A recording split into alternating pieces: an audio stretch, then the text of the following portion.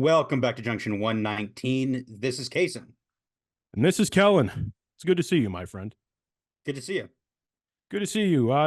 We got a loaded show today. We are back. We're on a normal routine now. It's October, Casen. Happy October to you. It is Yeah, happy officially October. made it to October. It's a spooky month, and we're going to continue the spooky conversation both in pop Hmm. culture and the football conversation. But Casen, I told Casen that I wanted to kind of open today's show in a specific way, primarily just because of the last year or so of my life. And that is to acknowledge the devastation and destruction that has taken place in the American Southeast because of Hurricane Helene. It occurred to me that I wanted to be a little bit more transparent for our viewers and listeners, case in that may or may not know my connection to that area. And that's actually one of the reasons why I wore this hat today. Uh, so about 6 months after we started this podcast, Casen and I got the opportunity to go back into athletic communications, and I cold applied for various schools. And one of the schools I applied to was Gardner-Webb University, which is in Boiling Springs, North Carolina, which is west of Charlotte. So, and I actually lived in Shelby, North Carolina, which is about 45 minutes to an hour west of Charlotte. So, kind of the foothills of North Carolina, where that area of the country really begins. And I started there August of 2023, and I was on the staff there for athletic communications. I interacted with, they're in the Big South Conference with various schools, and one of which I will mention in a moment. But I since got the opportunity the great opportunity, there at Gardner-Webb University to move on to Kent State University, where I am at now. I'm wearing the shirt, it's no secret. It's public on my social media, and anyone who knows me would know that's the case. And I'm incredibly grateful for my time at Gardner-Webb. And one of the schools that we associated with, like a basketball rival, or really a rival, yeah, mainly a basketball rival in various Big South sports, is UNC Asheville, which, if you're familiar with what's going on in Asheville, which is about an hour and 30 minutes to 2 hours away from Shelby, North Carolina. Uh, Quite frankly, Casen, I've since kind of learned that there's a high possibility that the exact apartment complex potentially that I lived in may have had flooding. I haven't confirmed that, but like it was definitely like where it was my old setup. Shelby has become a haven because Shelby lost power, but I believe has it now, and I know various people who have had to deal with the aftermath of this. I don't know one directly affiliated at Asheville, but I wanted to begin today's show to just essentially just kind of make that public and just say, if you can donate your time, resources, anything to the relief. There's a lot of great people all over this country, and that's an area of the country that I will forever be grateful for. And a lot of wonderful human beings down there really need help. So just thank you, brother. I just wanted to start the show by acknowledging that my thoughts and prayers are with those people. Yeah, I totally agree with all those sentiments. And I'll just again uh follow up with, go to the Red Cross, go to UNICEF, Salvation Army, and donate whatever you can. It doesn't matter how small.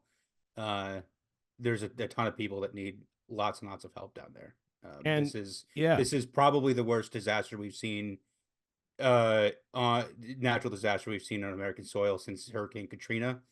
And I believe it actually has overtaken Katrina in terms of fatalities, or at least it's very close on that. So it definitely, there's a lot of people to think about during these times.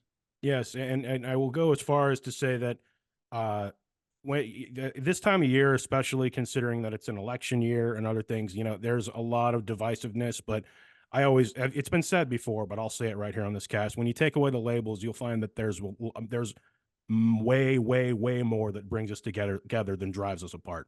And this is one of those. This is one of those reminders. So take care of your people, check on your loved ones, tell people you love them, and do what you can to help your fellow human. So, um, Absolutely. so on that same note, I wanted to begin today's show with that sentiment.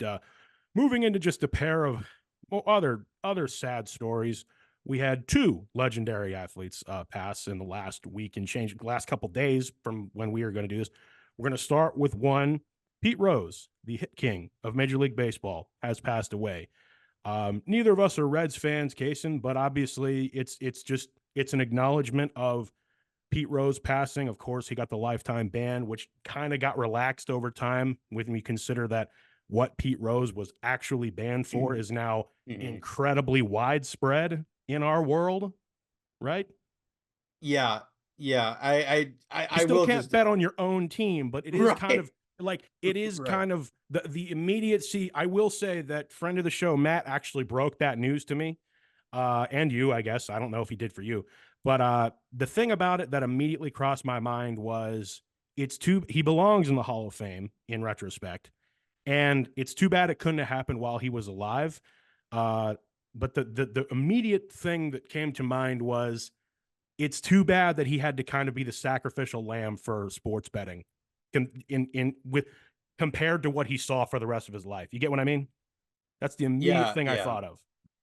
Go ahead. I'm sorry. Yeah. Well, I was just gonna say I know that there was, here in Ohio, he was a part of the push for, or he was a part of the marketing for legalized gambling, here in Ohio, when that happened 2 years or a year and a half ago. I didn't know that. There you go. So because there was a big thing where New Year's Day, last year he placed like the first legal bet or something in at this casino in Cincinnati, and then there was another one where I think it was Bernie Kosar did one in Cleveland. It was a whole thing, but the the old '80s Ohio athletes are out there doing all this stuff. So That is yeah, that's pretty that and honestly, that's pretty I genuinely didn't know that. That's really funny and it's funny to just see him lean into it. It's like, yeah. yeah, yeah. I don't know if you've ever But seen him. Go ahead, go ahead. I will say, just kind of in kind of a funny anecdote. We were at a bar trivia night last night, and the guy doing the questions asked a question about, or he mentioned Pete Rose or whatever, and he goes, "I will say, Pete Rose successfully completed his lifetime ban."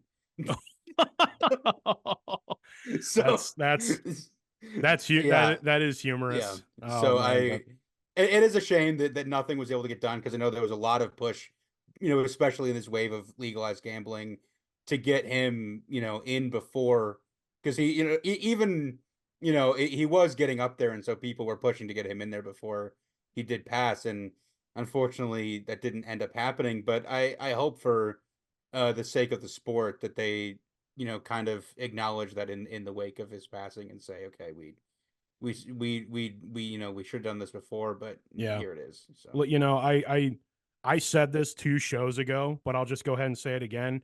I'm a real big proponent of giving people their flowers while they're here, and it really is a shame that that couldn't have been done, especially if there's just a tsunami of tributes to him now. mhm. It's just something to keep in mind for when we judge past doings for how bad they really were versus the context of everything. But the integrity of the sport, it still is controversial now in terms of betting on your own team and stuff. So, but yeah, that's immediately just what came to mind, bro. Whenever you said what you said, I yeah. mean, and I'll just say this. I mean, I if you only bet on your own team to win, what does that matter? I mean, I'm just saying, I mean, like hey, that's putting your money where your mouth is. Like what a competitor and one of the greatest ever. Rest in peace to Pete Rose. Also, Dikembe Mutombo passed away at the age of 58 because of brain cancer. I didn't realize he was sick, but Mount Mutombo, but one of the greatest human beings to ever, quite frankly, placed it. Yeah, Casen's doing the no, the finger wag, but second all time in blocks in NBA history. Famously known, I mean, you and I are too young to really remember his career, but of course we remember the Geico ad, and of course I've seen, very highlights. His career, I'd say the whole thing, because I believe he retired officially in 2009. So he was like when I was young and still really getting into like pre high school for me. I do remember the very end of him being in the NBA, but just wanted to acknowledge I sent you the TikTok of the broadcast boys and some other things, but yeah, one of the ghosts, but also the first real global ambassador the NBA Hmm. had, and famously kind of had the mantra of, when you reach the top floor, send the elevator back down, because for those, and he absolutely lived that every day. Yeah, absolutely. I mean, for uh, the saying, like, for as good of a basketball player as he was, even better human. He spent millions of his own dollars to donate to build a hospital in the Congo. Um, and and all this other stuff he's done across Africa to help grow the game in the place that he came from, and it's um done a lot. I mean, you think of people like um Serge Ibaka, or Mm. other players that have come from Luol Deng. that. Well, yeah, well, dang, and so you just think of like what, like you said. I mean, I think, I think people like Manute Bol came before, but Manute wasn't quite like a personality the way Dikembe was, Yeah. and so I think that was the biggest part of it, was that he had such a personality in the heyday of his playing career, that he was such a great ambassador to have, that people just flocked to him at different events and things like that, and so definitely definitely one of the biggest characters in the history of the NBA. This might make me also sound kind of dumb to old heads or not as informed, but I genuinely did not know he went to Georgetown. Like, if it weren't for Patrick Ewing, you could argue those John Thompson teams that Georgetown has, he was the best big man to ever come through there. You could argue if it wasn't for Patrick Ewing, that was the case, you know? It is very strange that just like all the random people that ended up somehow at Georgetown, Yeah. like those Hey, those John Thompson teams got everybody. one of the absolute goats, John Thompson. Then yeah, you forget how fantastic those years were. So rest in peace to one of the best humans to ever grace the NBA, Dikembe Mutombo. One last thing that's not as severe as severe or serious as the early things, but something that probably belongs. I think it's another thing I wanted to acknowledge because it happened literally the morning that we dropped the last show. And that was that Derrick Rose has officially retired. Now, Mhm. it is worth going back and listening to our show Casen from the summer before this past one, when we did our top 5 Yeah. favorite professional athletes of all time. That's actually one of my favorite shows we ever did. There's something I love about every show we've ever done because it brings back specific memories of conversations of stuff we've talked about. But that's genuinely one of my favorite things we ever did, and we'll have to do something like that again. But I put Derrick Rose as my 4th favorite professional athlete of all time. Literally is the reason why this Bulls banner is hanging behind me. I am a Bulls fan because his years overlapped mine in the NBA. So if I didn't watch the Bulls at night, which I did a decent amount in those days, I saw his highlights every single morning before I went to school on Sports Center, the morning Sports Center. And I mean, Derrick Rose, peak Derrick Rose. There's a reason why it was a TikTok trend, not long ago. Ladies, ask your men about peak Derrick Rose and just see what the what the um, the reaction is. And youngest NBA MVP of all time. I won't necessarily rehash what I said, but I guess he gave 16 roses out for his retirement, which is pretty cool. 16, I guess, for each year he played. But without being one of those what if stories, probably one of the biggest, at least of our lifetime, we should acknowledge the career he still had, despite what happened to his knees and his health. And he went so many years past, I think, anyone expected. And he'll always be, that Chicago kid for me.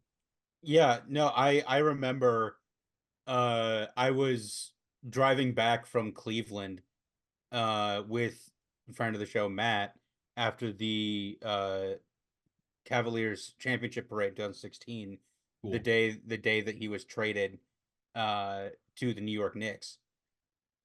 And I think everybody at the time thought his career was basically over then. I Yeah. mean, and he still managed to have a relatively solid several years after that.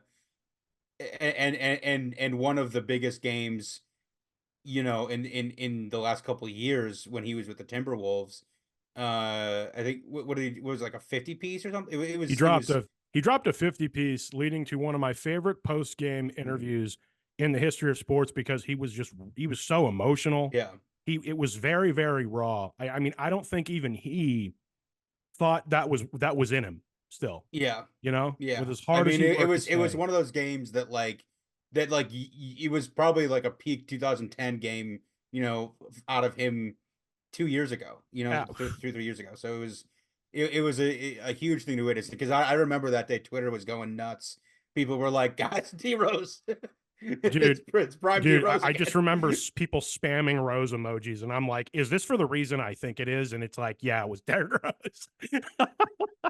Yeah. uh, yeah, the tributes to him in Chicago are awesome. I have no doubt his number one is going to go up to the rafters someday, if not this year, probably in the future. This bowl season almost becomes kind of a celebration of Derrick Rose in a way because now you can have him back. You can have themes. You can Hmm. do bobbleheads or whatever you want to do. Like, yeah. So shout out to Derrick Rose, much appreciated, and you have a lifelong fan in me. So and this show. So yeah, that's just some acknowledgments we wanted to at the beginning of the show here.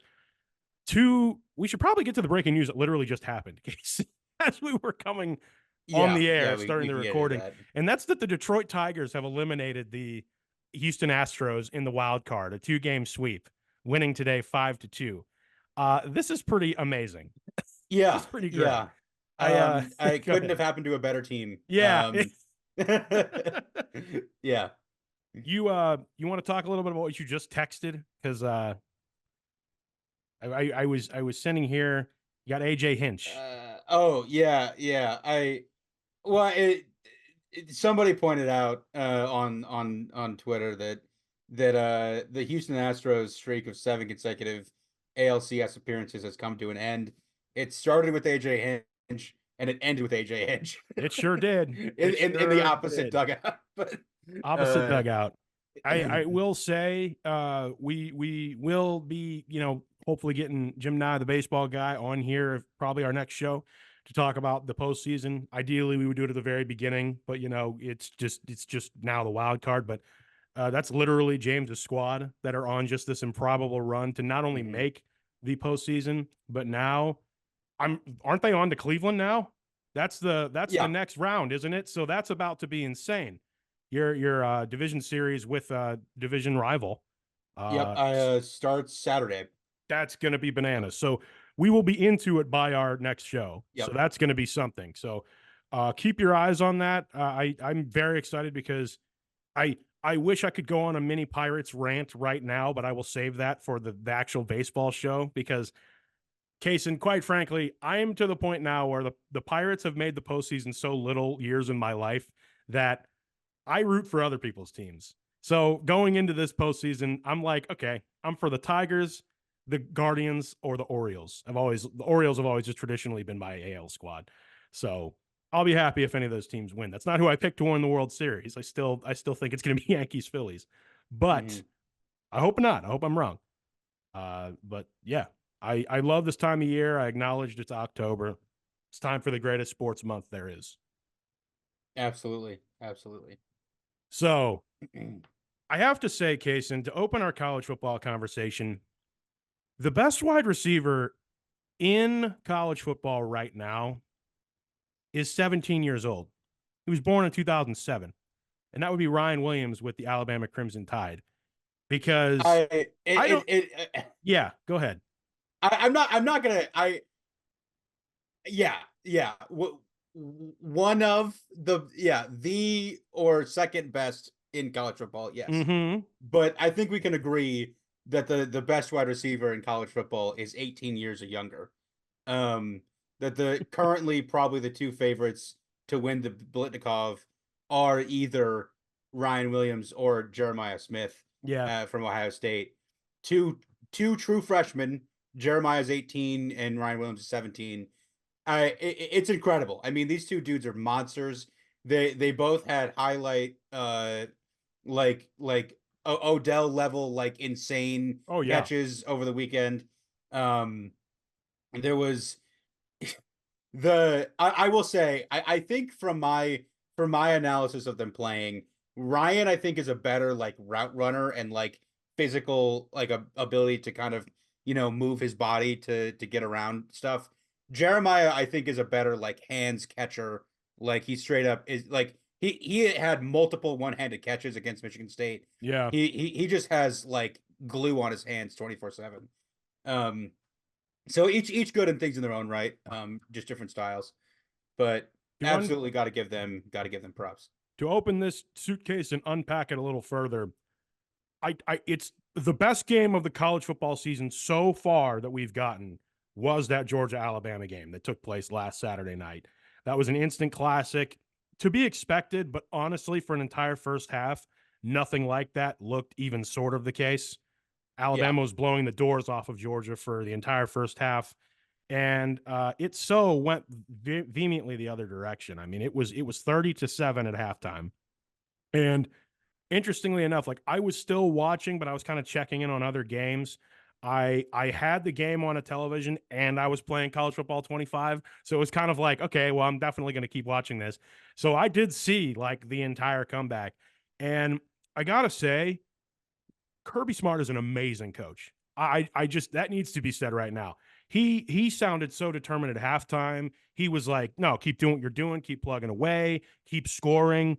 And even before the start of the fourth quarter, he was like, "Yeah, I mean, we're executing the game plan, but I kept telling my guys, if we don't pick up the pace a bit, we're going to run out of time and we're going to run out of snaps." And I remember thinking to myself, I kept thinking to myself, Georgia's going to find some way to win this. I just sitting here, I'm like, in my head, they're the more experienced team. Yeah, yeah, A Nick Saban-less Alabama. Kalen DeBoer still very, very good. Don't get me wrong. I think he is showing that, at least it's year one, but showing that he can corral and rally and stuff.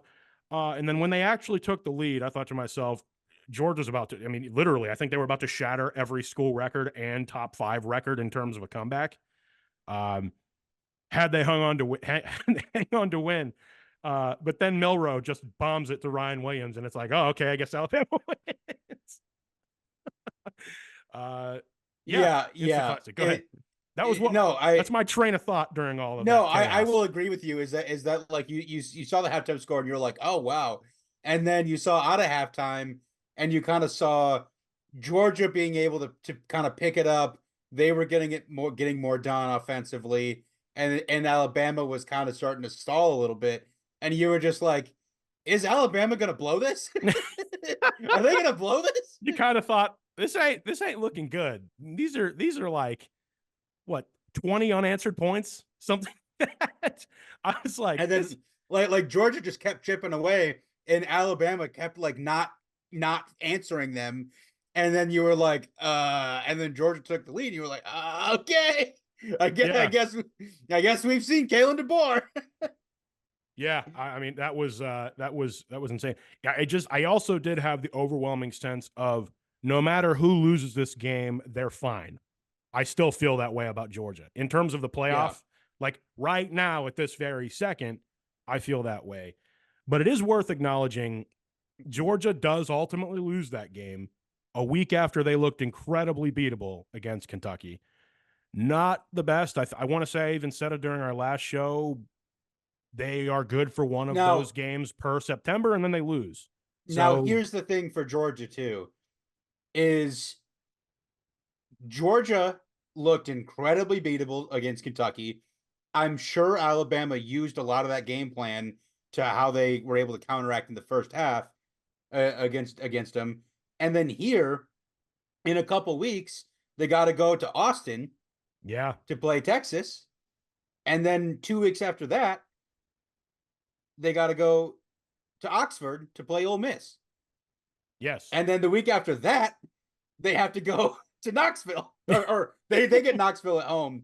They get Knoxville at home to against a really really really good Tennessee team. So, I mean, however good Georgia is, their schedule is brutal. yeah, Like we gave them a lot of crap last year about their schedule, and it is not the way this year. It is a gauntlet, and so I think no matter how good they are this year, I think it's just bound to happen that like they're not going to be able to be there at the SEC title game because you already dropped a game to Alabama. you I feel like they have to lose one of those other three games, like between just how much competition they're playing in such a short amount of time.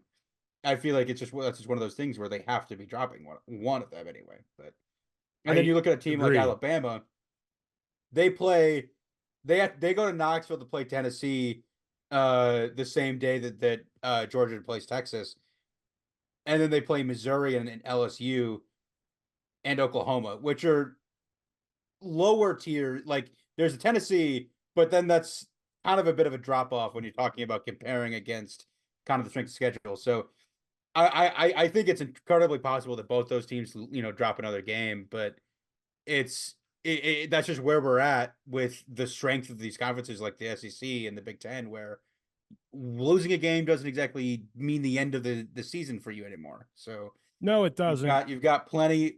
I mean, there's so much depth in these conferences that you're going to lose a game, like you just are.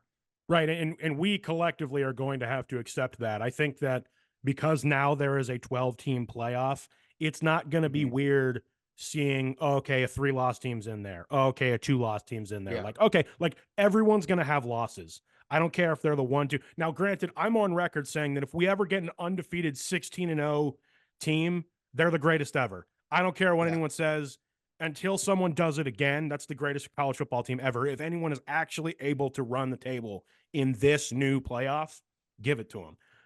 I don't think that's going to be possible though for a while. And I Can mean, you yeah, wait? I'm trying to think in my head. it would be 16-0 because you would play 17 games if you make it in the extra round. Okay, okay. Because I'm trying to think if there's a snack. So you would get the if you You'd win get the bye. all your games, you'd win your conference, you get the bye, and then that's three games. Correct. Okay, Do you see okay. what I That's mean? that's right. That's Yeah, right. no one can Yeah, go yeah, 17-0. yeah. It would be a 16-0 team with the way it is currently set up in 2024. So, for future reference of this taping of the show. Yeah.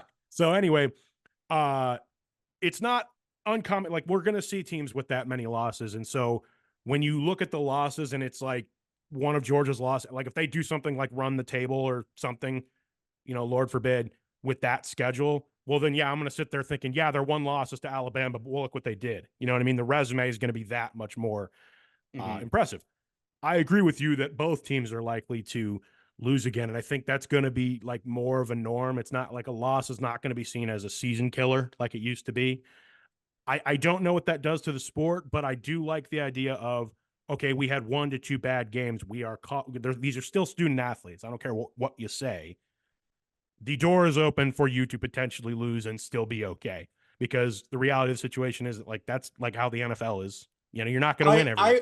I I will say I do think that at the end of the day it's good for the sport because Yeah, if you would take a thing like last year, losing to Georgia losing to Alabama in September would mean your season was over. yeah, or And so close that to. means, Well, this or basically, right. I mean, and so in that universe, this you have loss, I would say no, but ordinarily, yeah, that would be the case. right, right, right, and so you would have the what is it I guess to a lesser extent because it's Notre Dame, but like Notre Dame losing to NIU, like the Oh, that would very be they'd early. be cooked. Yeah. Right, right. But Hmm. the early season losses would just derail your season, and then your whole team would be giving up, would give up Would before give up on the season. October. Yeah, And exactly. so when you have something like this with Georgia, where okay, you have a loss, season's not over, comment on Monday, ready to go again. Like Yeah. we're like everything is still there. Like Yeah, absolutely. If you're Georgia, like it's like, okay, we easily could have won that game. So yeah, it's like, it took that comeback and we still lost, but I mean, it could have gone either way. So that is definitely something to keep an eye on. I will say, as you were naming Georgia's schedule, it just made me think with these conferences, and the Big Ten's the same way. There's just not enough oxygen in the room for everybody. I mean, I think the hmm, teams that I mean, we're going to see on paper genuinely good teams go like 6-6. I think even this year, it's yeah, like, look, like when it came right down to it, I hate to use them as an example, but you keep an eye on Ole Miss. They just lost to Kentucky. 2 incredible weeks for Kentucky. Kentucky arguably should have beat Georgia, and then they turned around and beat Ole Miss 20-17 on the road. Good for them, Big Blue Nation. Ole Miss is now 4-1. They don't quite have the horses of the 5 teams above, or at least 5 teams as of the rankings the day it happened. The teams that were ranked above them, if they have another bad game, don't be surprised if like they ultimately have a bad looking record for them, because it's going to be hard to recover, especially when you consider that the big dogs at the top have to play you. It's, you know what I mean? Right. You're going to Well, you're going to see some contenders right now, potential This is the contenders, thing. not even near the top towards the end. Right. Is that like that's a good example to where Ole Miss losing to an actual solid Kentucky team Yeah. isn't the end of the world, but they have to beat Georgia. Like they are going to have to beat Georgia. And if they don't, then that puts them pretty far down the list of SEC playoff teams. Yeah. And at that point, they just spent, I don't know what, 10, $15 million on their roster this year. All those like, transfers, and they all of that for nothing. all those transfers, and they couldn't. I mean, they beat Furman, Middle Tennessee State, Wake Forest, Georgia Southern. They hit their first SEC game and lost immediately. Yeah, 20-17. I mean, I mean, that's brutal. I mean, it is. That is actually objectively hilarious. The lane train, the lane train hit its conference schedule and went right off the tracks. which is a shockingly consistent pattern. It is. And that lane train will pull into Columbia, South Carolina this weekend to hopefully salvage. Hopefully you beat South Carolina, but then you got LSU, Oklahoma, Arkansas, Georgia, Florida, Mississippi State. Like their SEC schedule really isn't that hard. And they lost to Kentucky to start the season. Yeah, I mean, if you drop a game against another unranked, like say South Carolina this weekend, don't be surprised if they lose like the next 4. It's like, okay. Yeah, like they were given one loss to Georgia as like, oh, okay, well, that's Georgia. And so now that's gone. Like, so now they have to basically win out in order to have any. I mean, maybe a close game against Georgia, but then the rest of them as wins could be help. I don't know, but they cannot afford to lose to LSU. They cannot afford to lose to Oklahoma. And so that's a tough predicament to be in. Lane Kiffin's a great coach. I didn't mean to make that sequence ragging on Ole Miss, but I just used them as an example of I think you might still there's the potential for that give up on the season. I say that in air quotes, but maybe it'll happen later in the year, especially when it's like, well, you lose 2 games you weren't supposed to, and now it's like, what can we even do if we expend our energy for the rest of the year? It really tests a coaching staff. It's like, hey, you got to keep getting these guys up every day, up for the next game, because there's still stuff to play for. So stick a pin in that. Do you want to talk about any other specific? We have to talk about this. We have to talk about this. The controversial end to Virginia Tech and Miami that happened a week ago. It's a while now. It was like the Thursday night game or the Friday night game. I think so. Yeah, something like that. That was pretty insane, but it's a while ago now. If you didn't see the end, it came down to like a 40-yard pass from, I believe his name is Doge or something like that.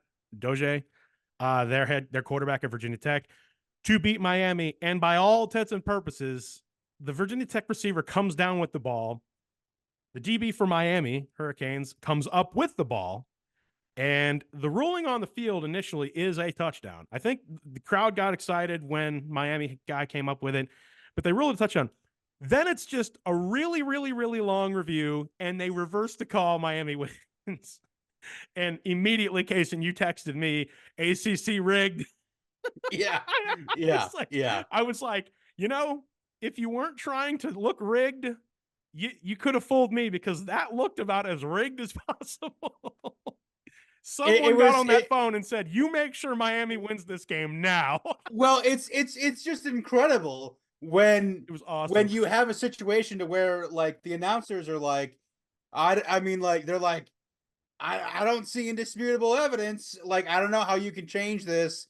And then all of a sudden the refs come out and they're like, oh, overturned. And you're like, and the announcers go, oh, that's interesting. Yeah. Upon further review, the call is reversed. I'm like, wow, that is brutal. Upon further review, the ACC called us and told us that Miami had to win.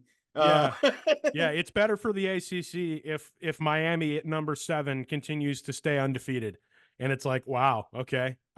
So, again, do I think it was really rigged? I don't know. But when you have a review like that, it really does make you think, did they have like just a quick war room meeting and think like, Yeah.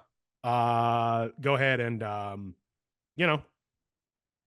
reverse the call. So, also when you're the ACC and it's been like shaky and stuff like that, it's reputation wise, and you got teams trying to potentially actively leave your conference and all that.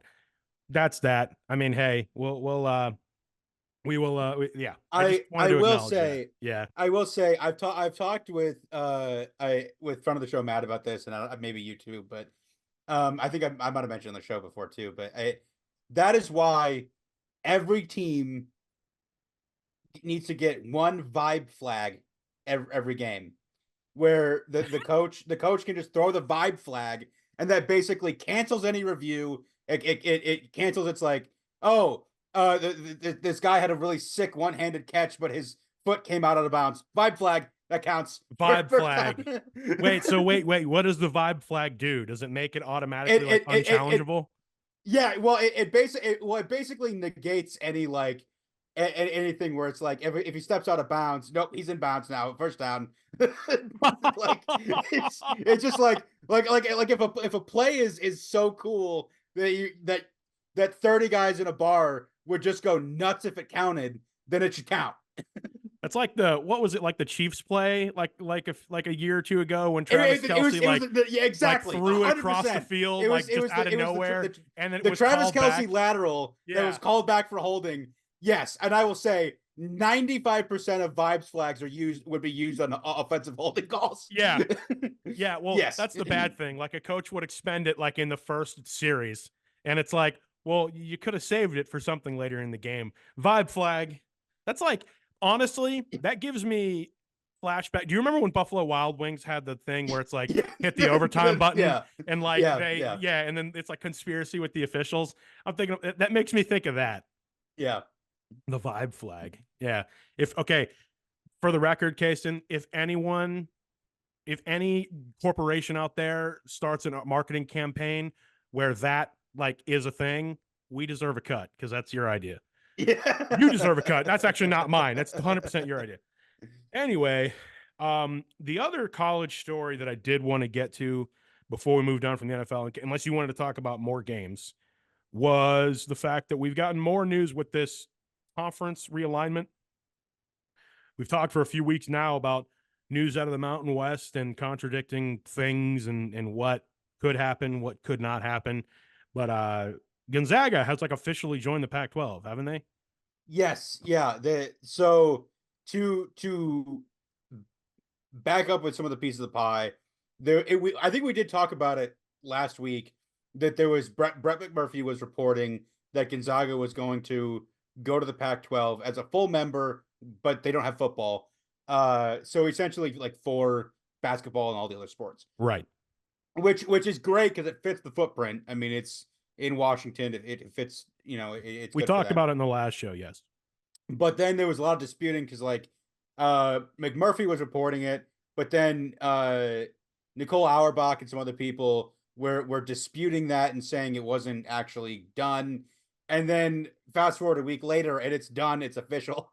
It's been posted and it's happening. We had conferences essentially saying they haven't communicated it to us. Yeah. So essentially what it sounds like was, and I think we might have talked about it on the show, but somebody jumped the gun to give that info to Brett to get leverage on the contract revenue sharing negotiations. And I think that was what happened was Brett got an early scoop before it was signed, official, whatever. And he ran with it, and people who were not given that information were disputing it because they were not given that information because they were not, the one to pull the strings for the public perception. So it's all a bunch of, I'm doing the texting motion because it's like, quick, write that down. Yep. Yeah, I mean, and like we this is something that everybody knows happens. Like agents have Schefter on speed dial to pump up their clients Oh, when absolutely. Yep. like this is all shady stuff that's happening between agents, front offices, and the sports journos.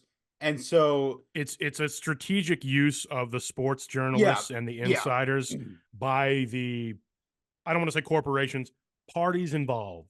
yeah. That's what it is. It's Yeah. it's both sides leak information to the journalists to make their side look better and to try and get a leg up in negotiations during contracts and stuff. So it's just the nature of the sport. And so The nature of the business, not just the sport. It's the whole right, business. right. Yeah. That's what I mean. The Yeah, industry. Yeah. Yeah. nature Yeah. of the industry.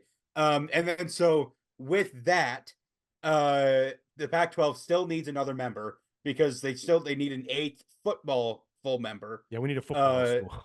And so adding Gonzaga doesn't get them to where they need to be as far as being a recognized FBS conference, but it does contribute a heck of a lot for other sports, including basketball. Get ready Because for that is, Gonzaga to be the next Pac-12 champions in I men's mean, basketball for the because next if 5 you look on years. paper, you have Gonzaga and and San Diego State, who was just in Yeah. the title game. That is like it's a top heavy basketball conference, but it's a notable one. It is. So It is. um, To go along with that news, we have seen UTEP, Texas El yes, Paso, is going to be leaving the. Which conference are they in now? The I American or think Conference USA? Conference USA, I believe. Yeah, It's. Conference I believe USA. you are correct. Yes, it is Conference USA because I remember the Kennesaw State, like the football schedule. I saw theirs. Uh, it is worth pointing out that the Mountain West is going to start to poach programs and going to start to shop Yeah, itself around because the Mountain West has made it pretty clear they would like to survive. yeah. Despite that, Which I which will they should. say, Yeah. the Mountain West is not new to Texas. I believe TCU used to be in the Mountain West before they went to the Correct. Big 12. Correct. Yep. So this isn't completely an abomination. They have had a footprint in Texas before. This is completely an abomination. That's a good way to put it. Because sometimes conference realignment has felt like that, right? This is an Here's my abomination. suggestion. Here's my suggestion. I think the Pac-12 needs to give a call to BYU and Utah and say, look, what are you guys doing in the same conference as UCF and Cincinnati? Like, come on back to the Pac-12. Like, stay more regional. Like, you know you want to be over here. Like, Hashtag bring the holy war home. That's the nickname of their rivalry. That's the nickname of it. Yeah. So I mean, that's just my thought. I mean, my thought is that just makes a ton of sense to me. Yeah. I mean, because I think they're all kind of scrambling, and I think a lot of them are kind of running out of options. But it's also, I mean, it's so weird because it's like, it's getting to the point now, or especially maybe it's just the video game warping my opinion or thoughts. Like when I look at college football 25 and the custom conferences thing, but these schools feel like training cards, and it's like we need to get this many, and how good is your deck if you have this school or that school? Yeah. Or, oh, we should trade for that. Like it feels a little absurd, but like that's kind of how it feels. No, I right will agree now. with you because it's kind of like, okay, I will trade you 2 Conference USA teams for a Sun Belt team. Yes. Like, what are we doing and here? it's like a negotiation. It's like, yes, but I raise you a basketball only school. However, it's Gonzaga. Like, Yeah, like it sounds so ridiculous though, right? I mean, that's why that's where the humor comes from. But a lot of these stories literally make me feel like that's the case. It's like, what are we doing here? This really no, is I mean, just... and I think we need to step back for a moment and at least fully acknowledge the important tradition we have lost now, and that is the tradition of Gonzaga killing everybody in the West Coast Conference and then just waltzing their way into the tournament every year. Going into the tournament every year, including and Gonzaga rigging the rules to give themselves like a triple bye in the tournament. They have to win like 2 games because of the seeding in the Western Conference. Now they actually have to kind of do things a different way. And then they usually make it into the tournament to usually underperform. That's been the case for a long time. Yeah. Still looking for that elusive national championship game. So yeah, now they'll be the Pac-12 representatives probably in the immediate future. So it's going to be interesting, but because we're not West Coast guys, Casen, I mean, in saying that, I mean, we're not from there. It's going to be hard for me now to like remember who all is with what conference because it Yeah. really does seemingly change every single fall. So stick a pin in that because quite literally by our next showcase, and there's probably going to be more news with that. Like almost Yeah, no, you yeah, go yeah. ahead and bet on it, essentially. I think, well, yeah, I mean, Actually, don't bet on there's that. I take it all back. Don't bet on that at all. there, I'm I not think was, advocating that. I think Texas State was in the conversations with the Mountain West, and they said no. Yeah. So the Mountain West is trying to get a ton of options. They're reaching out to everybody that they would consider, I will say it is interesting that a lot of these conferences are getting no's. Yeah. They're being told no a lot. So it just something to think about. It is something to think about. And it's also something to keep in mind when it comes to conferences overselling their brand a bit. I think Yeah. in my experience, I literally led the show by saying, I work in collegiate athletic communications. So I'm talking about things like this almost on a daily basis. And something that I think that has really fascinated me is that conferences, I know they're doing it out of survival, but a lot of them seemingly, if you're not the Big Ten or the SEC, when it comes specifically to football now, all the other sports will take care of themselves. But specifically when it comes to those two, it really has been fascinating to me of just, it's like you can pitch me all you want, but when it comes right down to it, you're being in your conference is not as attractive as I think you think it is. So Well, I'm not even yeah, so much saying like just for as far as the brand. I mean, I think for a lot of schools, you're like, it's not worth the travel to go to right. this other geographic footprint that like we're pretty centrally located here in our conference and don't have to travel that much. And if Well, we go to it's not just the yours, brand, but it's also your opponents, who you would yeah, be playing on the regular. How does it look? What is the actual best conference future for all of our sports? And I can appreciate a lot of schools saying, no, for the sake of our other sports, let's stay here.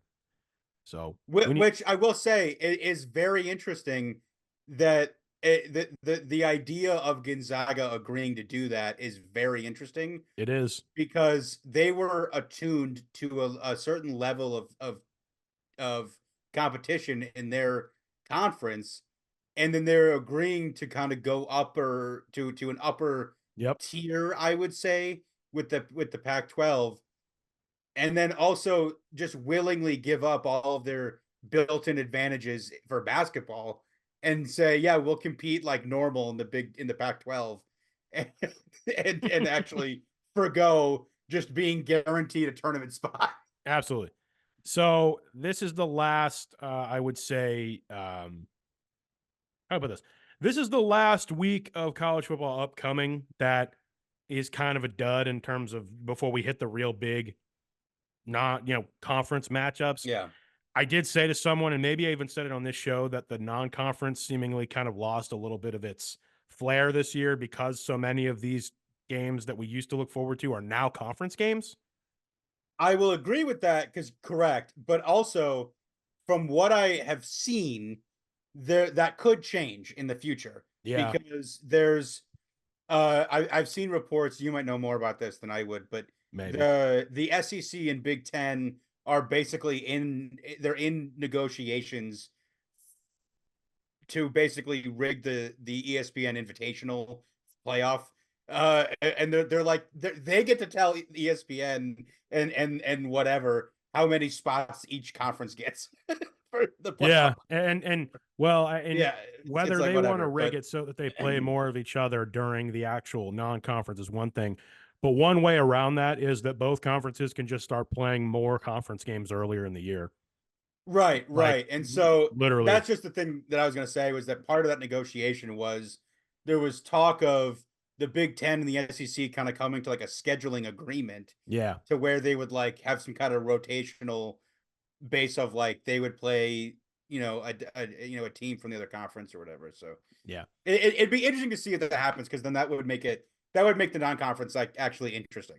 The last piece there before we moved on to the NFL that I wanted to acknowledge is that College Game Day is actually going someplace it never has before, and that's Uh-huh. rare. At this, this coming Yeah. Saturday, because of that, Miami Hurricanes are going to California for the ACC matchup they have, and it's Cal Berkeley. The program that gave us Aaron Rodgers, Marshawn Lynch, Yeah.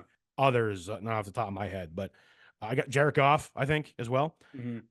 Yeah, it's just there's not very many major FBS like FBS Power Five schools that have not had game day there yet. Ironically, Syracuse is one of them, where football's college game day has not been there yet. Maybe someday, Huh. but California gets crossed off the list. I just thought that was an interesting. That'll be interesting. It's also going to be one of those game days where it starts in the pitch black for the East Coast because it's on the West Yeah. Coast, and it's going to be Yeah. like, yeah, it's going to be like 4 o'clock in the morning. So it's what it takes. But Yeah. Yeah. Very funny. Very yeah, funny. whenever they do that, it's like, well, it's like night still over there. So Yeah. yeah, Get game day will be over at like 9 a.m. in yeah, Berkeley. yeah, exactly. Yeah, kickoff in Berkeley at 9 a.m. Yeah, crazy. So anyway, another week, another great week of college football. And you know who didn't have a good week of the NFL? Your Buffalo Bills case. My Buffalo Yeah, Bills. I'm kidding. Yeah. I'm kidding. Yeah. Yeah. I that was just the first thing that came to mind because I saw that score. I know that was a Sunday night game, but the Ravens finally start looking like the Ravens and Yeah. and thump the Bills 35. Yeah.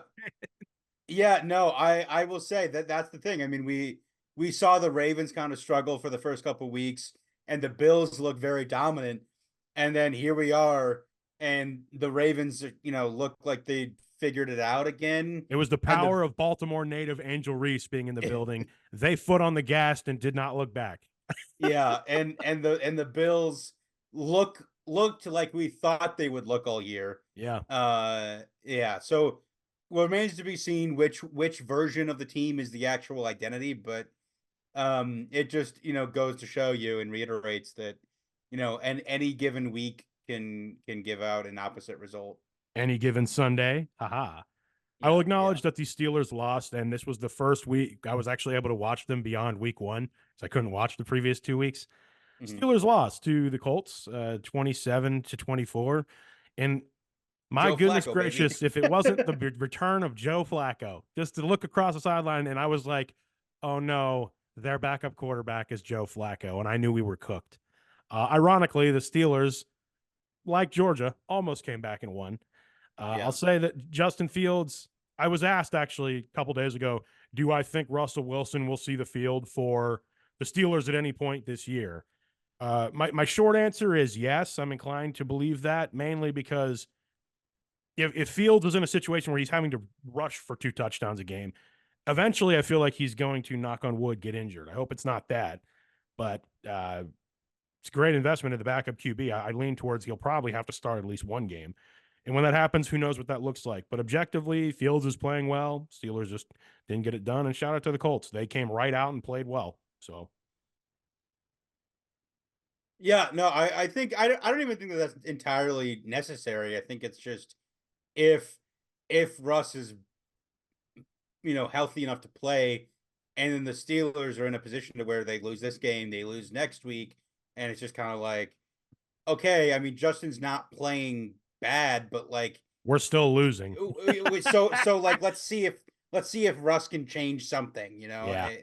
and probably not, and he probably can't, but it's just I think it could be a thing where they kind of go in and out for each other a couple different times, just to kind of try and change the vibes in the locker room. I don't know. The vibes.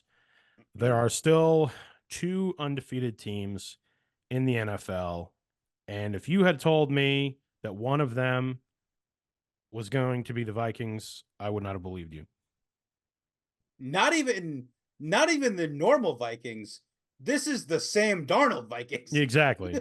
Yeah, this is the banged up Vikings. I mean, this is pretty cool. This is probably story of the year so far in the early season.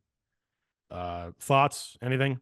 I mean, the Chiefs Yeah, expected to be I here. mean, yeah, I mean, it is crazy. I mean, it's not like the Vikings haven't played anybody. I mean, they played the Giants, but they also played the 49ers, which Yep. uh CMC got injured, but I mean, I think generally they should have been better than that. And they play the Texans, which the Texans have looked to have regressed from Yeah, where they were last year pretty significantly.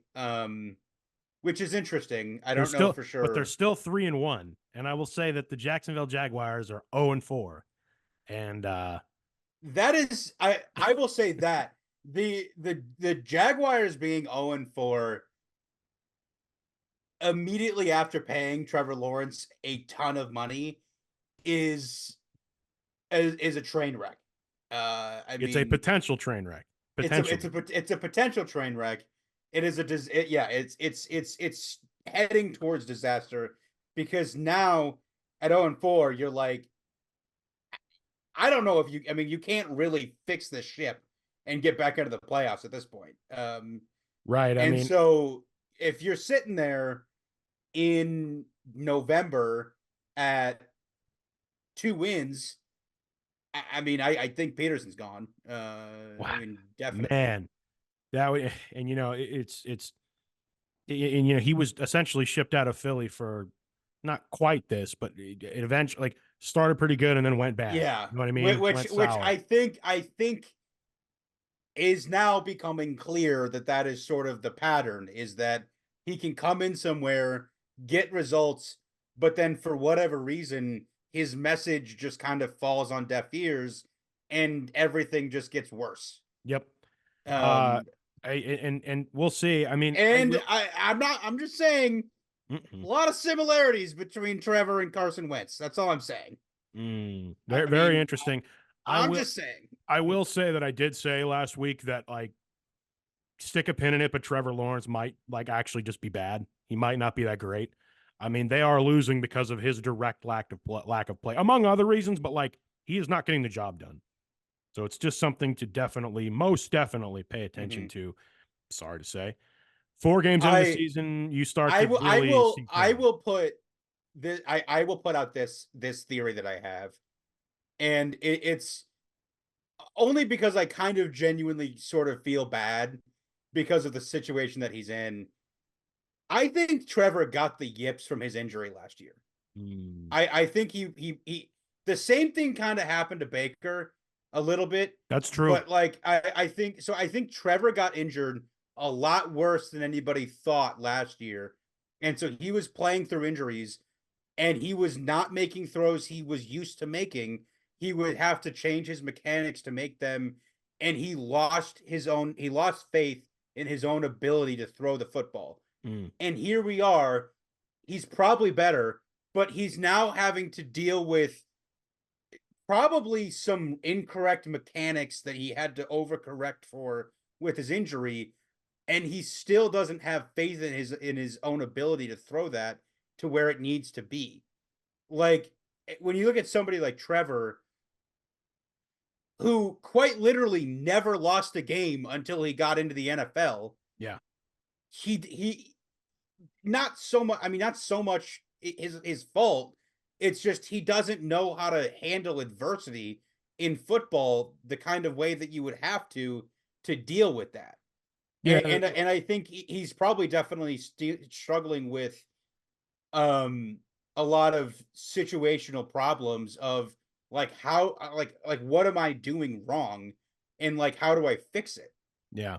When And mechanically, so the also reality situation is it depends so much of what you walk into in the NFL. Where you end up is such an important thing, but you're probably not getting the level of coaching that you did, or if you are, yeah. or better coaching. I mean, it depends on what your situation is. We Well, literally I mean, spent last we show saw it. talking about that, but I mean, Doug clearly came in and was a better coach than Urban. exactly, Uh, like you start but with then, that, and then but then, like I said, I think Doug is running into a brick wall that is like him seeing ghosts of Carson Wentz, and I think he's like, what? And so I think Doug equally doesn't know what to do again because that's he's true. like, That was same he's like, coaches as you guys too. Yeah, all I can do is call up Nick Foles and hope that he can be my backup quarterback.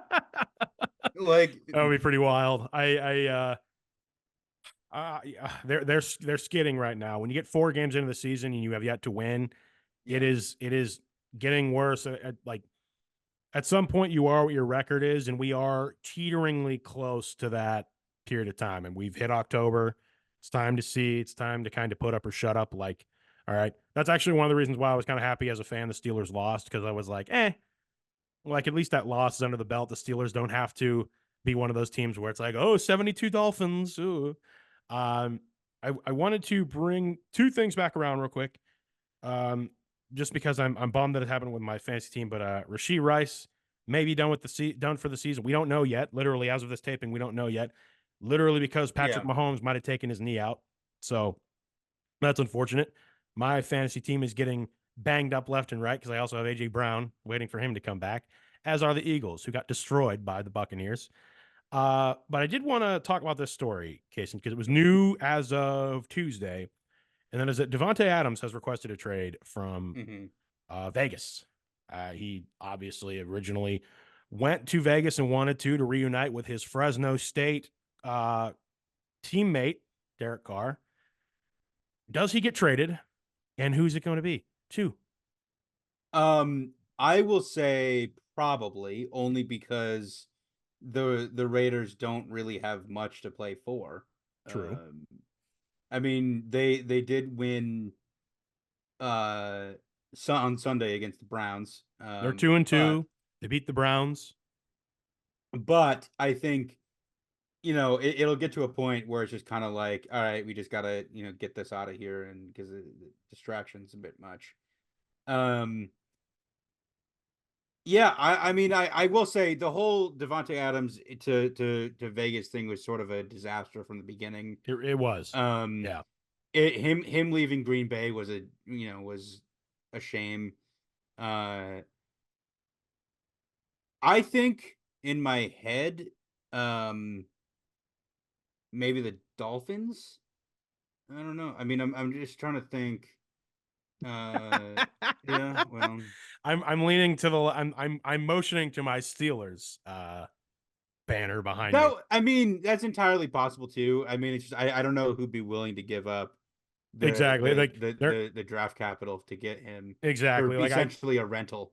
I think a lot of Saints fans would be saying, "Please come to New Orleans." You know, and obviously they Yeah, have Derek Carr, right? He's their guy, right? yeah. So I I I don't know if Devontae is trying to plant those seeds again, but who knows? But at this point, yeah, it has been a disaster. We'll see how it goes. I do think though that if you can get the right thing, that could be a big name we see move before the deadline, especially in this new reality where the I deadline's later mean, now. also, I will say Amari Cooper probably also being traded. Yeah, Um, he was involved in a trade rumor surrounding Brandon Ayuk from the Niners. yeah. They're I mean, they've disputed that ever happened, but it doesn't matter if it's true or not. I mean, that somehow became public, and I don't think the relationship has been able to recover from that.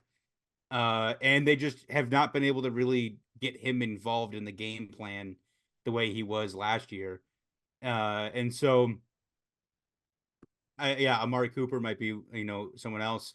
Another suggestion that I've seen floated is Tyreek Hill back to the Chiefs. Yeah, well, Amari Cooper is being also linked to the Chiefs in these Yeah, trade I mean, talks. with Rashee Rice's injury, they're being linked to all the receivers that are Right. potentially Well, available. exactly, and that's a Yeah, very good point. It's all interconnected. All I'll say is, if any of you teams trade people like him to the Chiefs and then they win another Super Bowl, it's like, okay, well, again, why are we giving the regime more ammunition? I don't get it. It's like the Patriots here and there whenever they would get guys, and it's like, why are we doing this? Why are we giving more weaponry yeah. to an already stacked team that's just beating all of us? So that when they have a bad year, they're 4-0. I mean, I'm not saying it's a good year for the Chiefs. It's just when they look the most Well, beatable, they're still so winning every week. so this is why. It's because Brett Veach and Andy Reid sit there at the league meetings, and they sit up there like Thanos. And where did that lead you? Back to me. Back to me. You cannot deal with your own failures.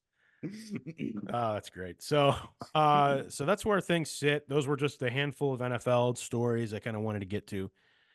Anything else for the docket this week?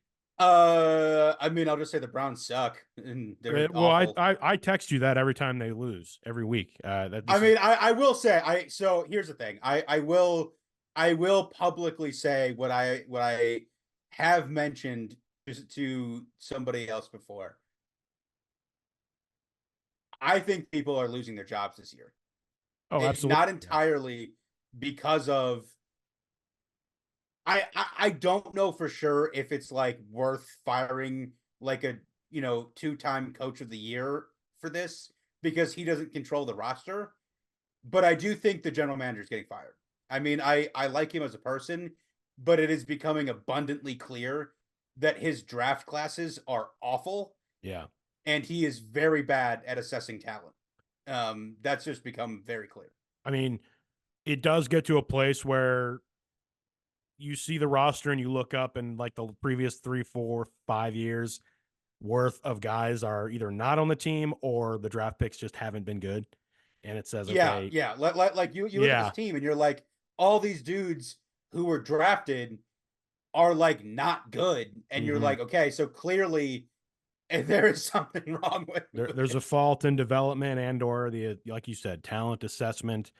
The Browns situation is such a strange one right now because on paper, the Browns are a solid team.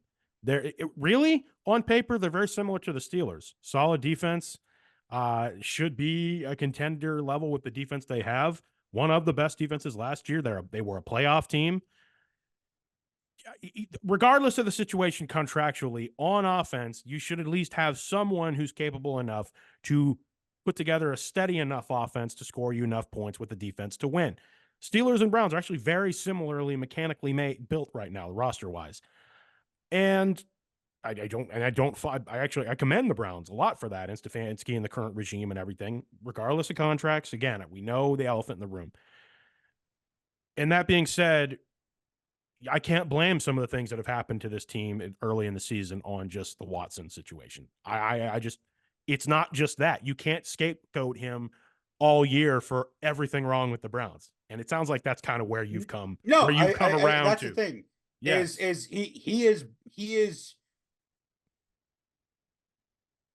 He goes in and out of being mediocre to sub average. I mean, he has Yeah. occasionally some good plays. Like there was one play to where he managed to escape the pocket and he threw a bomb to Amari Cooper who had everybody beat by It a was an mile. absolute dime. It And was and great. then and that play didn't count because of offensive holding. Vibe flag. Immediately throw it. And Throw the so vibe flag. this is the thing is it's not just him, but the offensive line is atrocious for some reason. Yeah. And him not being the Deshaun Watson of 4 years ago is only adding to the problem of like he's behind a very bad offensive line, and that just compounds his own issues Right. and makes them appear much worse. And it makes him And appear much yeah, worse. And that is genuinely not on him. yeah. And so When you just don't have a good line in front of you. So which that's the thing is I don't know what happened because like the roster's the same.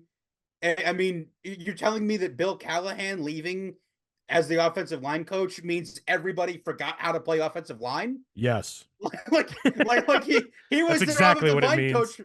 Like you forgot everything he ever told them? Like, come on. It makes you wonder, but at the same time, we have talked on this cast about how a lot of coaches, even as minuscule as that, like even a position coach leaving, can have a massive effect when you consider Mhm. the whole staff, right? So though you joke about it, yes, that absolutely could play a role. So and we'll see. But I'm glad you actually took some time to talk about Cleveland because at the end of the day, you are still a Browns fan, and you have to speak for the Browns fans, Jason.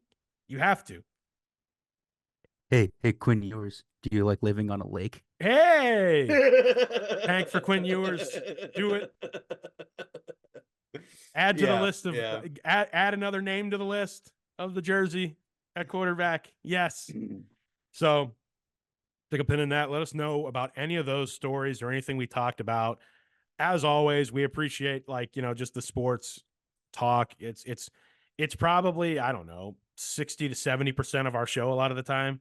But I'll tell you what we also love talking about, Casen, and that's the things we're watching, movies we watch, things we Yeah. watch. I will, before we get into the Agatha All Along conversation, I will go ahead and say that I am looking forward to seeing the movie Piece by Piece, the biopic about Pharrell Williams and his career in life, because it is told in Lego animation, like Lego pieces. So I think we may have mentioned it on the show before, but I am genuinely going to go out of my way to try and see that. The second Joker movie releases this week as well. I'll be completely honest. I would rather see a movie like Piece by Piece than go out of my way to see the second Joker film. Our show didn't exist when the first one came out, Casen, but I was not a huge fan of the first Joker. I think it got a lot of extra praise. I think it was a hodgepodge of movies that were better than it, and it's a Joker story, so just, throw it in there. But I also always had an issue with, really, you're doing a Joker origin story. The whole point of the Joker is his relationship with Batman and the fact that we don't really know where he came from. You know what I mean? He keeps his origin story ambiguous. But regardless of how you ever want to do it, whether it's the traditional, DC has always kind of made it. They have the DC Black label and things like that where they can tell stories. The thing about DC is that because they have technically been around longer than Marvel in terms of historical purposes, they've always had different reinterpretations of their characters, and in ways that Marvel has not. They've always had the continuity. So it's just kind of on brand. But if anyone in the circle does see the new Joker movie, Joker 2, Joker Duo Fie or whatever it's called, I just kind of butchered that. I have no idea what the actual title is. Folia Do. Filia Do. Thank you. I don't know, something like that. I don't know. That is it. I was more just kind of hoping you would correct me, but yeah, I want to see both those movies. Any thoughts on either of that before we jump in there? I want to see Piece by Piece. Those movies should be on our radar. I don't really want to see Joker, but I will eventually.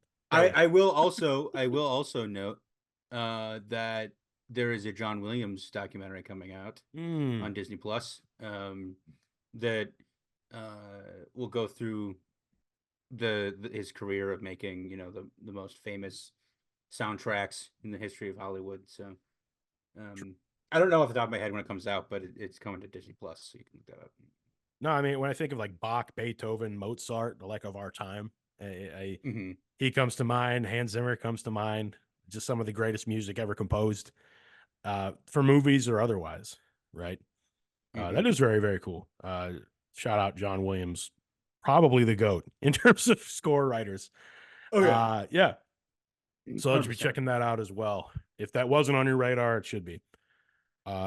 Let's get to Agatha All Along, and we'll close the show out by reviewing it. Again, by the time you hear this or watch this, the fourth episode will be out. I have only seen up to 3. Yeah, it's Wednesday. We're doing this, so the fourth episode is premiering in like 2 hours. So literally, yeah, 2 hours of this recording. We get it. So excellent timing on us. Yeah. So, we're like a week behind on that. We are a week behind, and I apologize if you're waiting on pins and needles to hear our takes on some of this stuff. Some stuff we've talked about, Casen, we know actually, yes, people are waiting to hear our take on something. In my circle, there's a few, but I will say that this is definitely a very contained. I don't know how many folks are watching this kind of thing. So, spoiler alert, we're going to talk about full spoilers in episode 3. Those who have seen it up to that period of time.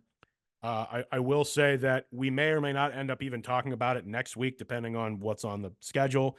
So this might be our first, or we might be reviewing a couple episodes or more in future shows. But for now, up to episode 3 of Agatha All Along, I wanted to pull this up because we saw the first trial that the Coven is going to have to go on with this. And I will genuinely say, Casen, this episode I thought was great. I thought, I was like, okay, this is actually going to be genuinely kind of scary. This is creepy. This is well written. I thought this was not quirky. Like, the stakes were very clear. and I got genuine horror like 1408 vibes from this episode.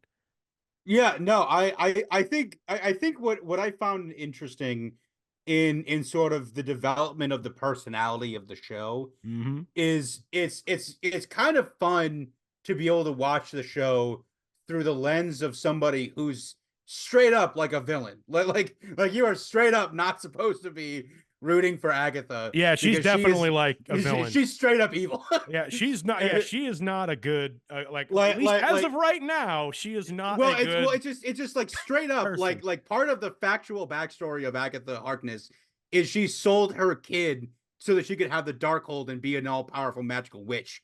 Yeah, Like she sold her kid to like the devil. Like that's essentially the whole point of her character. So she is not a good person.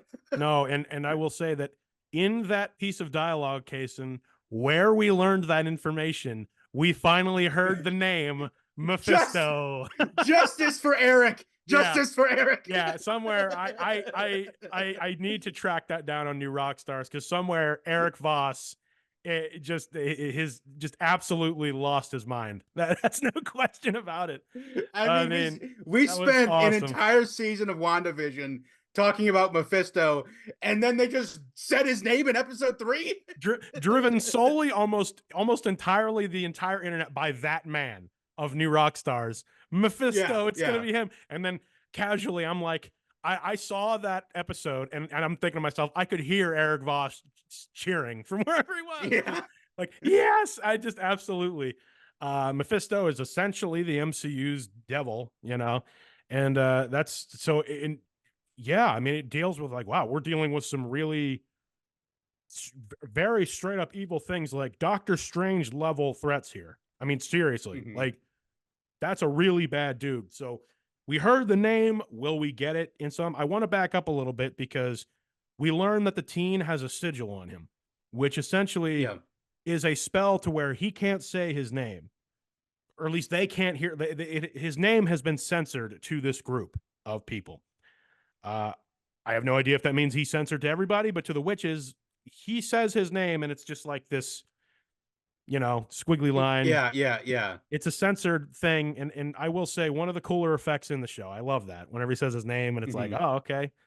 So I am convinced that he is some sort of, again, something in disguise, some sort of entity, or there's something significant with this kid. I'm not convinced that this is who that is. The identity of the kid will play a big role, I think, in like the ending of the show.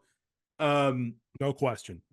So I guess backing up to the thing, like I thought it was a super cool concept of an episode. Like the first trial is they all go to this house, and then they all have to drink this wine, and then they all have to like work together to get the antidote before it kills them. And I said 1408 because the second that you know, she drinks that anyone drinks the wine, the clock starts.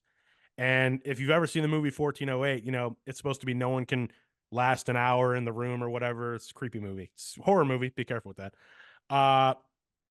As soon as you close the door, you can't get in, and then like everything turns into a running clock of 60 minutes. Immediately, that's what I thought. I was like, oh, that's probably a death clock.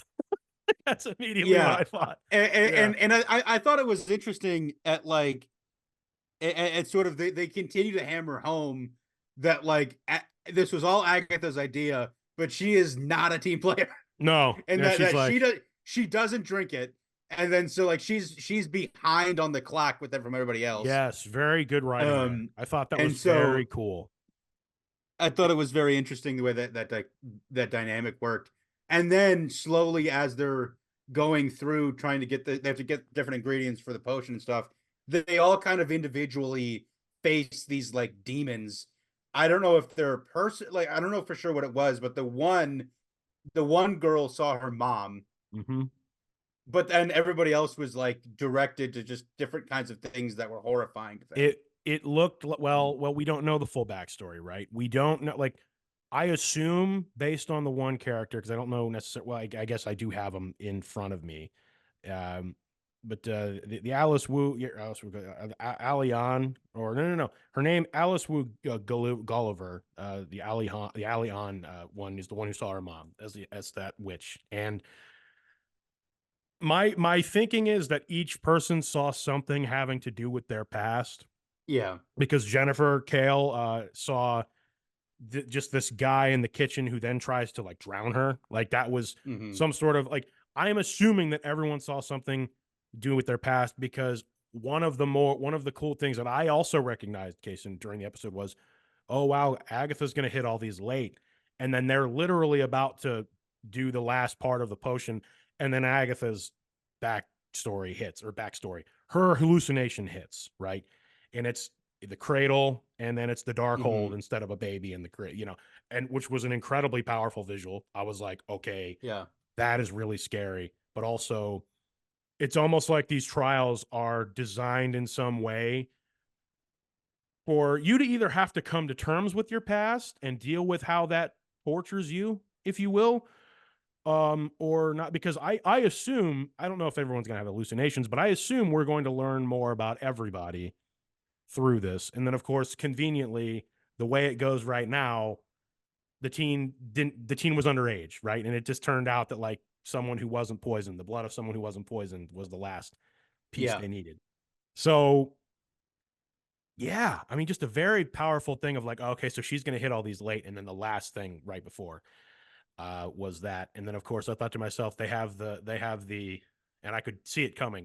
It's like, okay, where do they have to go now? The oven opens, and it's like, okay, they got to go through that. And it's like, I'm not going through that. And then the water comes through the windows. I was like, yeah, you are. Yeah. Yeah, you are. I was going through that. I was like, okay, again, another piece kind of from 1408, because that does happen in that movie through the window. Like, okay, so this is creepy. This is whole, like, you gotta do each one of these. It really gave me Twilight Zone vibes. It really gave me the, oh, okay, we have to figure this out or we are gonna die kind of thing. And speaking of death, we had one at the end of this episode. Sharon, literally as the credits roll.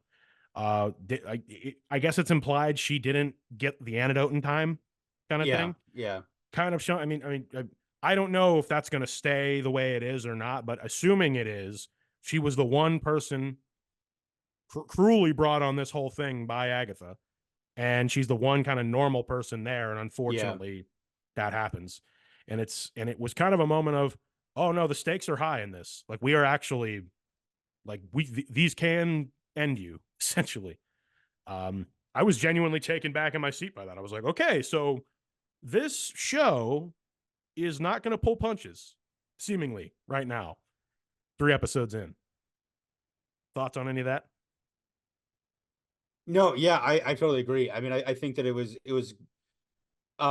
was definitely great to show, just from like a storyline perspective, to show stakes.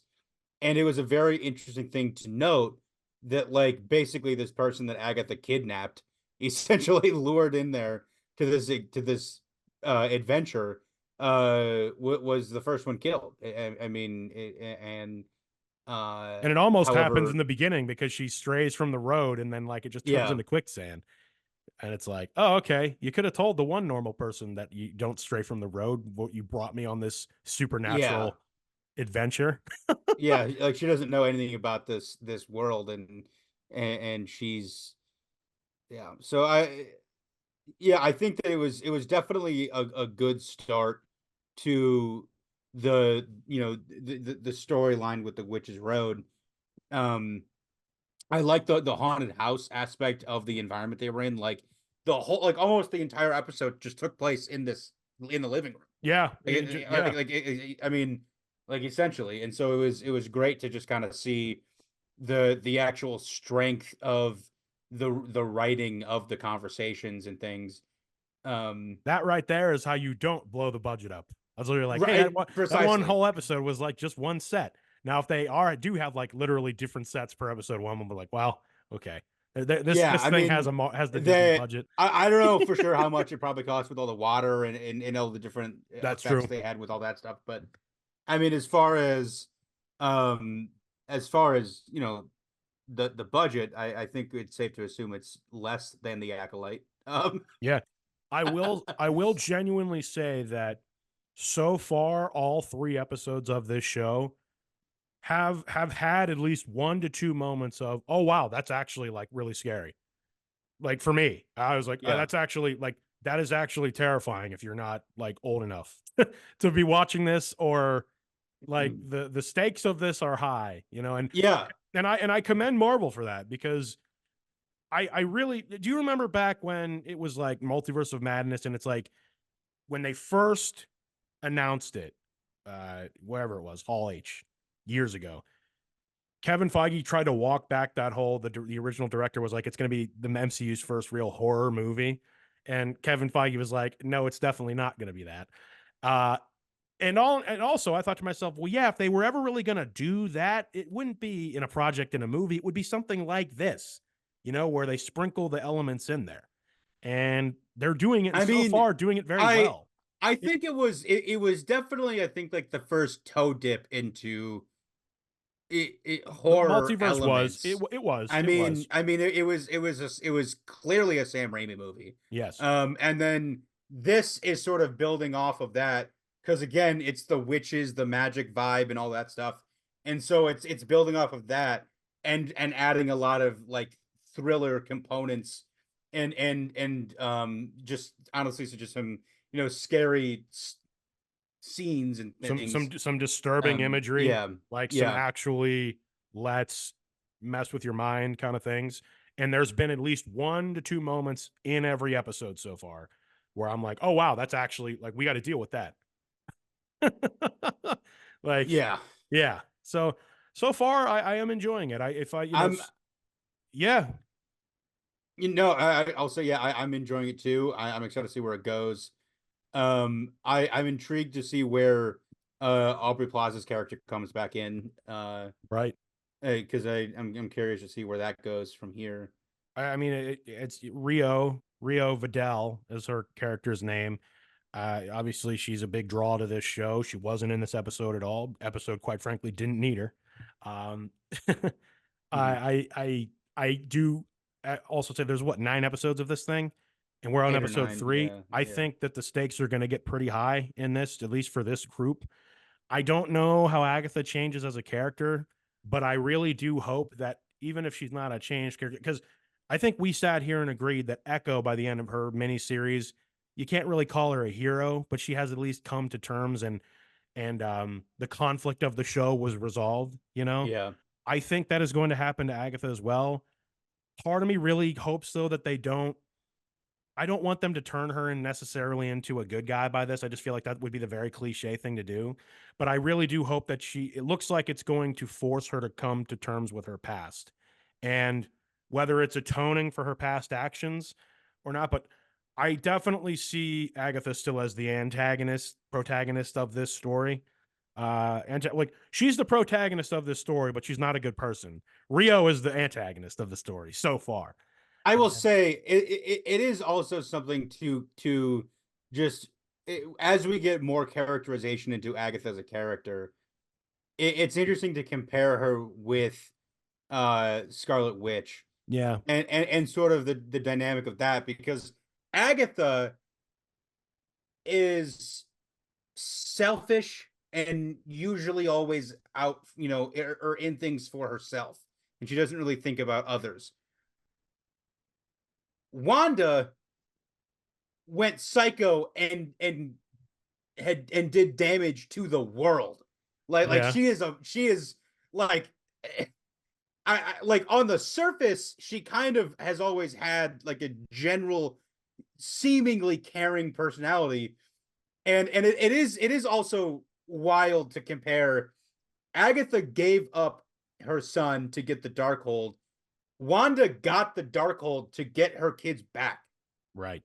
And it's implied that the longer you have the Darkhold or use it, it starts to affect you. I mean, Yeah. Strange literally sprouted the third eye at the end of that game, at the end of that movie.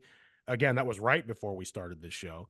But there's always that poignant moment, that, like, one of the most poignant moments in Multiverse of Madness, a movie that I have rewatched and enjoyed, was when the kids are afraid of that version of Wanda at the end when she's gotten them, Hmm. and she literally says, "I'm not a monster."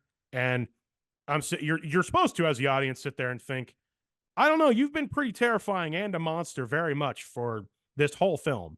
I mean, this is full mania, but it's also one of those, in her head she didn't see herself as the monster. Yeah. She saw everything else, and those are the best villains, right? Whenever you can sit them in a situation, say from their perspective, they're in the right. You know what I mean? And it's like they have a point. Wanda in that situation, in her own mind, thought that was the case. Yeah, I'm glad you bring up Wanda, because I'll close this conversation by bringing it back around to, there is a theory. I don't know if I sent it to you. I think I did. They're selling Scarlet Witch stuff, I guess, at the Magic Kingdom right now in Florida. And it's like, why are they doing that? That's interesting. And it has its own like Scarlet Witch thing. It's like, do we get Wanda back by the end of this show? Maybe. I mean, could it be? Could she be back? Or just a Wanda pops through a portal and it's like, hey, I'm a multiverse Wanda and I'm good. Because that's a little ridiculous. But what I am saying here is it too crazy out of the possibility to see a possibility where Agatha just remains kind of a villain throughout this entire thing, and then it takes like Wanda and the other witches to actually like stop her or something? I don't know. Because Agatha just wants her power back. That's really all she wants. She doesn't really want to be dealing with this. She doesn't really care about anyone here. She's interested in what the situation is with the kid, who clearly is going to be important. But the other big theory I have is that kid is somehow connected to Wanda. Is that Wanda's son? Who knows? Is he masquerading as Wanda's son? I mean, I think that's going to be a significant reveal. I could see Wanda's son being like a pretty significant character, or the one pulling the strings or something. I don't know. But you don't drop that whole Agent of Mephisto line to that kid and him denying it, who kind of sees Agatha as a hero of sorts, or someone to inspire to be, or to aspire to be. And it's like, maybe you shouldn't look at her that way. I think the kid is Mephisto. I don't know. I don't know, but that's just my thought. Put your EA Voss hat on. Everyone's Mephisto. No, I'm kidding. That actually makes but it would make sense to, I am so and so, and when you can't hear who it is, like, I am Mephisto. That would be quite cool. So that's it. It sounds like we both enjoyed it. I will ask, best episode so far? I mean, 3's the best one so far. Yeah, probably. Yeah, and I hope that, like, first 2 are just set up, and it's like, oh, now we're getting into the trials. So this is going to be very fascinating to see. But so show's the show. That's the show. Casen, thank you everyone so much for listening, watching, however you tune in. I've been told that people are really happy that we are back and talking on the regular, Casen. It's October, so we're going to be talking about all the things that happen, but we're here. Any parting thoughts, my friend?